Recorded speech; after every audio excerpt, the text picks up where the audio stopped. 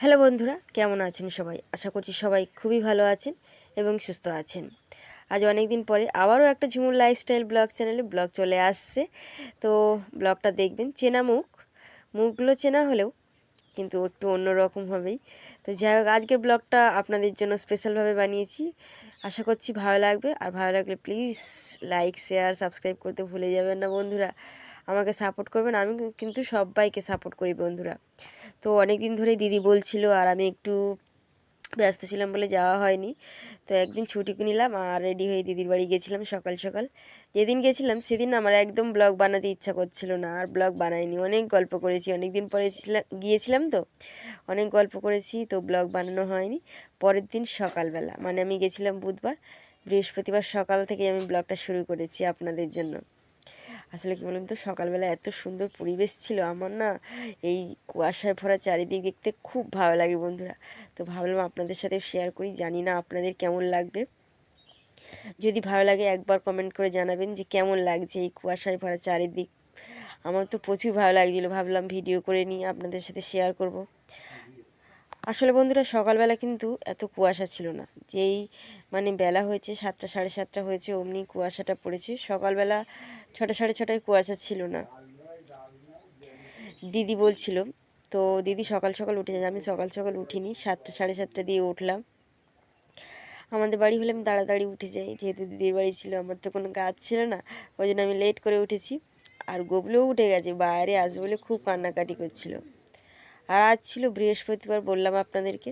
তো বৃহস্পতিবার বলে দিদি আজকে নিরামিষ রান্না করছিল, আর দিদিকে রান্নাটা বসিয়ে দিয়েছে।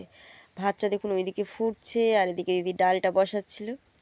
দিদির সবজিটা কাটা হয়ে গেছে, যেহেতু দিদির বোন সকাল 9টায় বেরিয়ে যায়, ওই জন্য রান্নাটা সকাল সকালই বসাতে হয়।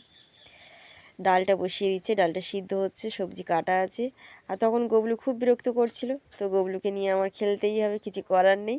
গবলুও বাইরে চলে এসছে, এখন একটু গবলুকে নিয়ে খেলতে হবে। কুয়াশার মধ্যে দেখুন কি করছে। গবলুর মা একটু ওকে জল খাওয়াবে বলে ভাবছে, আর ও খালি ওর ক্যামেরা করে দিলে ও একটু শান্ত থাকে, না হলে ও খুব বিরক্ত করে। দেখা ভিডিও করে দিলাম।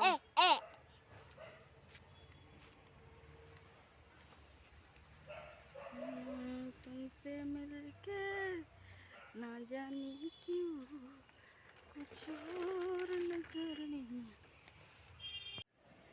তো দেখুন বন্ধুরা, গবলু কেমন কান্না শুরু করে দিয়েছে। ওর বন্ধুরা ওর সাথে খেলছিল না, ওরা একটু বড় হয়ে গেছে তো ওর সাথে খেলছিল না, তো ও কান্নাও করছিল আর ওদেরকে ধরে মারছিল। আমাদের গবলু কিন্তু খুব মারার হাত হয়ে গেছে বন্ধুরা। আমাকেও প্রচুর মারে, মুখে তো 2 হাত দিয়ে মানে মুখ ব্যথা করে দিয়েছে মেরে মেরে, কী বলবো। তো যাই হোক, আজকে দুপুরবেলা খাবারের মেনু আবার ছিল, যেহেতু বৃহস্পতিবার ছিল, বৃহস্পতিবারে নেই তো আমি নিরামিষ খাই আপনারা জানেন।